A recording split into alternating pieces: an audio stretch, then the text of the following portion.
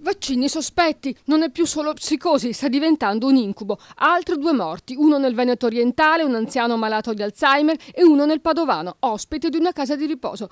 L'attenzione dei virologhi sono puntati in questo momento a San Michele al Tagliamento, dove oltre all'anziano morto ad una settimana dalla somministrazione del siero, altri 2 anziani del paese vaccinati con lo stesso medicinale e sempre tra lunedì e martedì della scorsa settimana hanno avuto gravi problemi di salute, ma senza conseguenze tragiche. È certo che a nessuno dei 3 è stato somministrato il Fluad, il vaccino sotto inchiesta per la morte di 13 persone. Nemmeno l'82enne deceduta a Padova aveva ricevuto il Fluad. Nella regione Veneto il lotto incriminato non è mai arrivato e l'azienda sanitaria 10 del Veneto orientale ha utilizzato il Vaxigrip e Istanza e il primo è stato usato per i 3 anziani.